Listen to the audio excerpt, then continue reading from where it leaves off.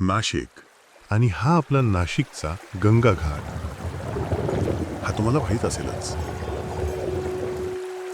या घाटाने गेल्या कित्येक वर्षांत नाशिकला घडताना पाहिलंय.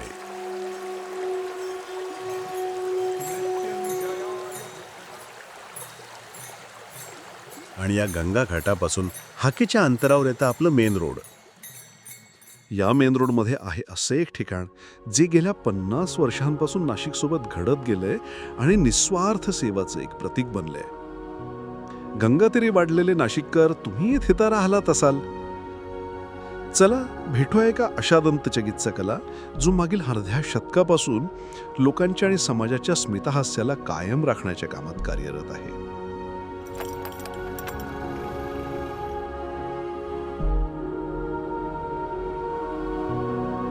मी डॉक्टर शरद निवृत्ती महाले.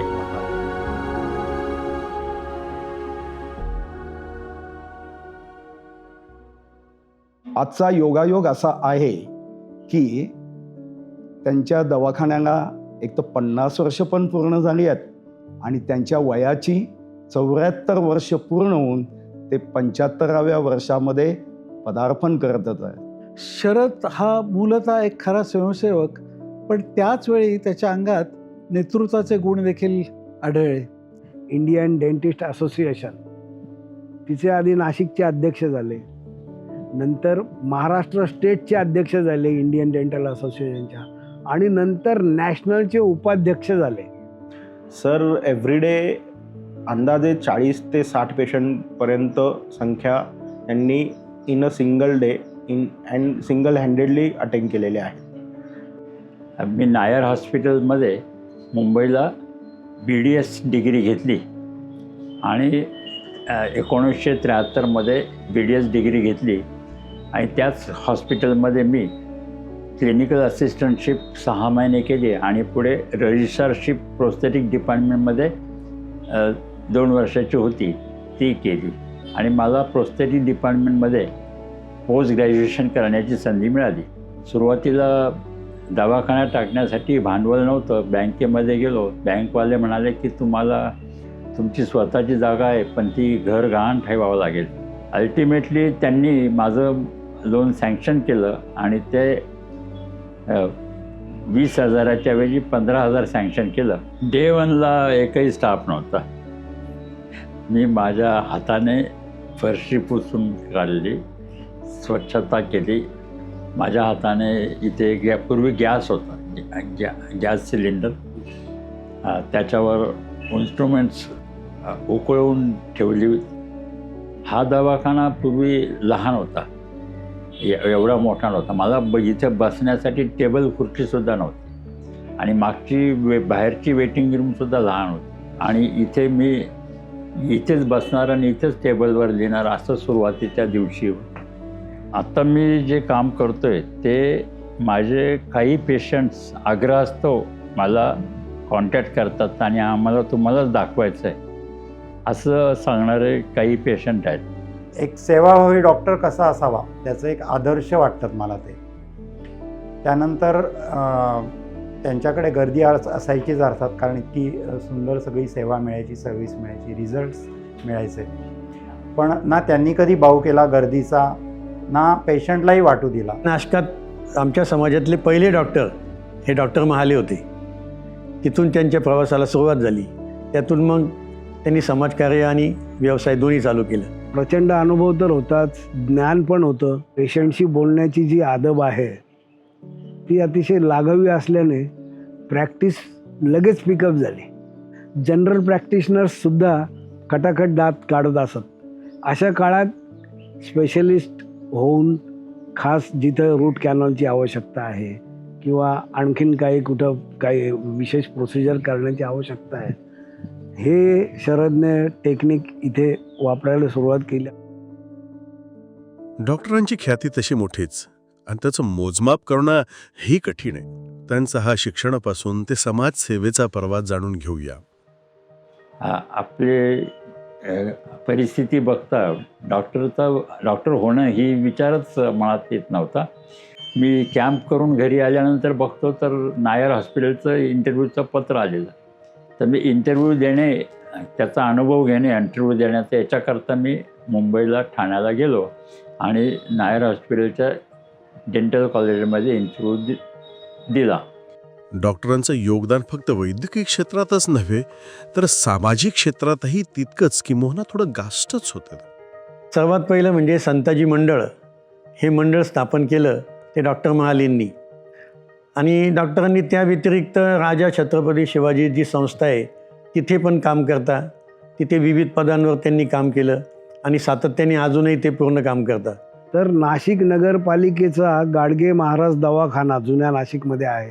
तिथे अनेक वर्ष आठवड्यातून 2 दिवस मानद सर्व्हिस दिली आहे अत्यंत कमी मानधनावर.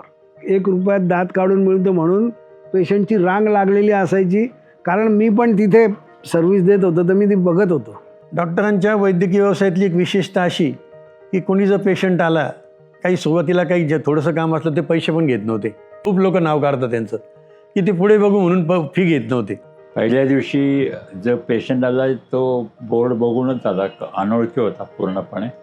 आणि तपासलं त्यावेळेस सांगितलं 5 रुपये कन्सल्टिंग फी. तो म्हणाला की नाही मी 2च रुपये आणलेले. अशा रीतीने सुरुवात झाली. पण मग ही संख्या दिवसेंदिवस वाढत गेली आणि नंतर मग मला वेळ मिळेना इतकं काम सुरू झालं होतं. शरद महाले म्हणजे सकाळी रोज नियमित पहाटे उठून व्यायाम करून रोज नित्यनियमाने तरणतलावावरती रोज नियमाने पोहायला जात असत. तिथे बॅडमिंटन खेळत असत. ते झाल्यानंतर परत घरी जायचं, सगळं आवरायचं. परत ते झाल्यानंतर 11:30 वाजता दवाखान्यात यायचं. कुटुंबाकडे खूप चांगलं लक्ष दिलं आहे. आज त्यांचा मुलगा उदय महाले तो एक चांगला नाशिकमधला नामवंत डेंटिस्ट आहे. त्यांची कन्या पण MBBS आहे, तीसुद्धा गव्हर्मेंट सर्व्हिसमध्ये आहे. तर मुलांना चांगलं शिक्षण देणं, आपल्या पत्नीला देखील समाधानी ठेवणं, या गोष्टी त्यांनी सांभाळलेल्या आहेत. त्यांनी कधीही कुठल्याही पेशंटमध्ये भेदभाव केला नाही. तो गरीब असो अथवा श्रीमंत असो. आणि त्यांना तीच सेवा देण्यामध्ये ते तेवढेच तत्पर राहिलेत जेवढं मी त्यांना जवळून बघितलं आहे. ते अतिशय भिडस्त आहेत. कोणाचा शब्द टाळू नये असं त्यांना सारखं वाटतं. म्हणजे त्यांच्यावर दुष्परिणाम झाले तरी पण ते नाही म्हणायला धजावत नाहीत. आणि असे मानणारे शरद महाले हे त्यांचं वेगळेपण होतं की एखाद्या गोष्टीत नुसतं दवाखाना चालवायचं आणि डॉक्टरने फक्त त्याच्या पेशंटशी त्याच्या आजाराबद्दल बोलायचं का, तर पेशंटचं दात दुरुस्त करता करता किंवा दात काढता काढता त्याच्याबद्दलच्या सगळ्या कौटुंबिक भावना, जाणीवा, त्याच्याबद्दलची माहिती आणि त्याच्या भविष्याबद्दलचा विचार त्यावेळेला डॉक्टर करायचे. हा माझ्या दृष्टीने सगळ्यात महत्त्वाचा मुद्दा तिथं होता की ज्याच्या जडणघडणीचा माझ्यावर परिणाम त्या ठिकाणी झाला. डॉक्टरांचं यश जे आहे ते डॉक्टरांचं यश असं मोजलं पाहिजे की एका पिढीतून दुसऱ्या पिढीकडे आणि दुसऱ्या पिढीतून तिसऱ्या पिढीकडे हा जो वसा आहे तो डॉक्टरांनी त्या ठिकाणी दिला.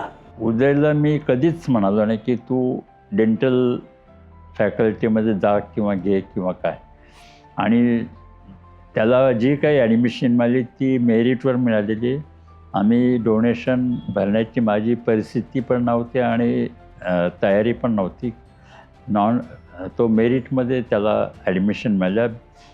BDSलाही मेरिटने मिळाली आणि पोस्ट ग्रॅज्युएशनला त्याने ड्रॉप घेतला. 1 वर्ष जास्त घेऊन अभ्यास करून त्याने मंगलोर युनिव्हर्सिटीमध्ये MDS करायला गेला आणि ते सुद्धा मेरिटने गेला.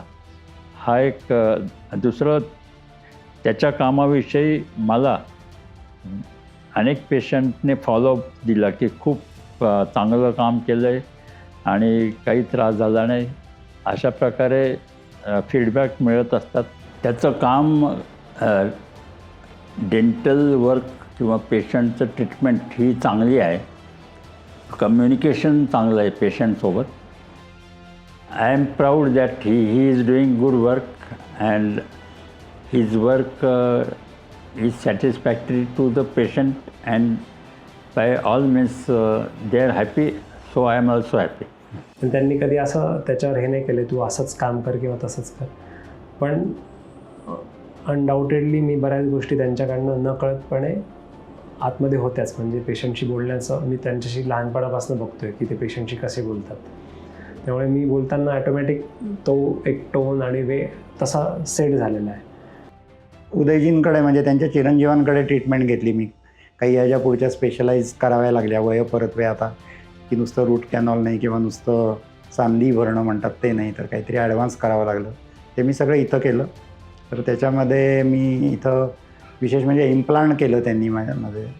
2 दात इम्प्लांट केले आणि खूप सक्सेसफुल झाले. एकदम छान झाले की असं वाटतच नाही की ते असे आर्टिफिशियली कृत्रिम बसवलेले वाटत नाही, ओरिजिनल झाले आणि छान काम करत आहेत आता एकदम. आणि ही जी नवीन तंत्रज्ञान आहेत ना ते चांगलं आत्मसात करत आहेत. आता हे शिक्षण पुढे आणखीन व्यवस्थितरित्या आमच्या असोसिएट डॉक्टरांपर्यंत पोहोचवणं हा माझ्यासाठी एक टास्क होता. कारण त्यांनी वडिलांना तेवढं नाही ऑब्झर्व केलेलं आहे जेवढं मी केलेलं आहे. आणि मी वडिलांकडनं जे शिकलेलो आहे ते मी सिस्टमॅटिकली नाही शिकलो आहे, तर ऑब्झर्वेशनने शिकलो आहे. पण मला जेव्हा समोर शिकवायचं आहे कोणाला, तर तेव्हा मला त्या गोष्टी डिकोड कराव्या लागल्या.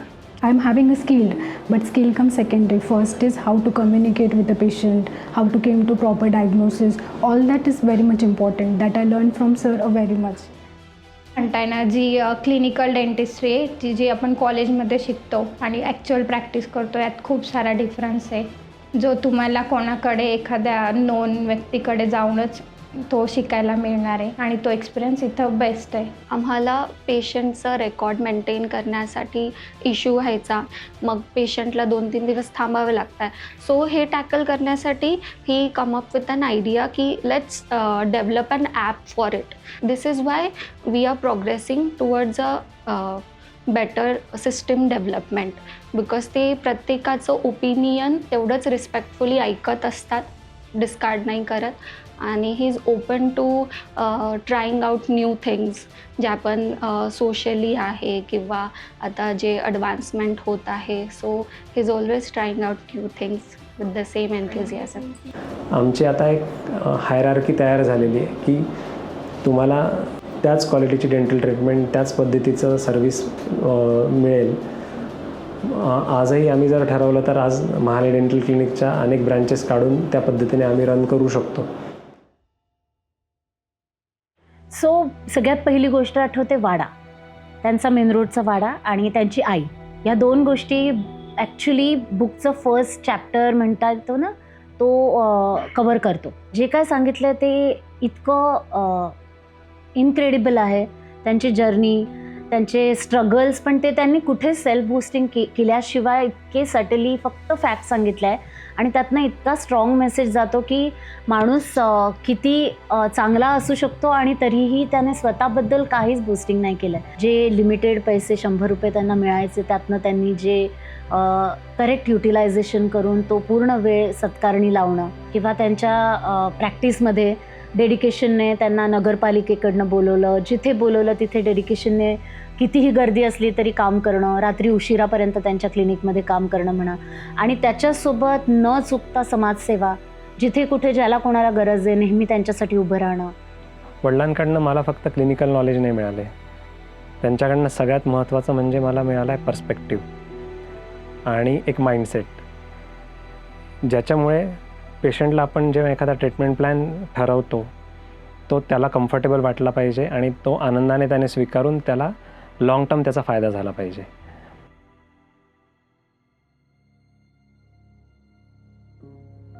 मेन रोडचा महाले परिवार आधीपासून विख्यात. डेंटिस्ट म्हणून होई कीर्ती, झाला तो प्रख्यात. वारसा चाले त्याचा, होता उदय काल, तशीच लाभे कीर्ती त्यालाही आजकाल. तो असल्यानेच राहील आमची 32शी शाबूत, अशीच सदैव मिळो त्यास तन्मन धनाची बरकत.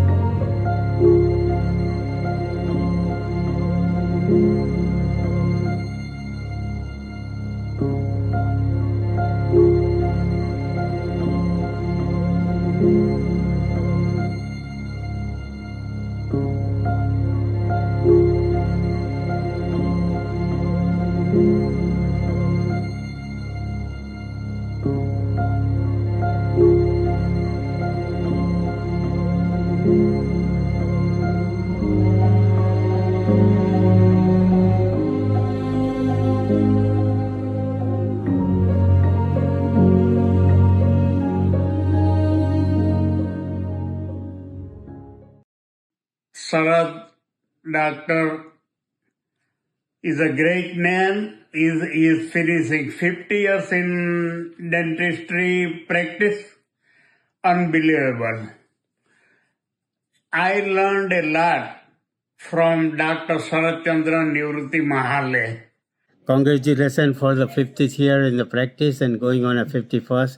Keep going till you retire there. Congratulations again on your 50th anniversary. It's a great achievement, and we are very proud of you guys. Congratulations from me. We'll see another 50 years and we'll talk to you later. Bye.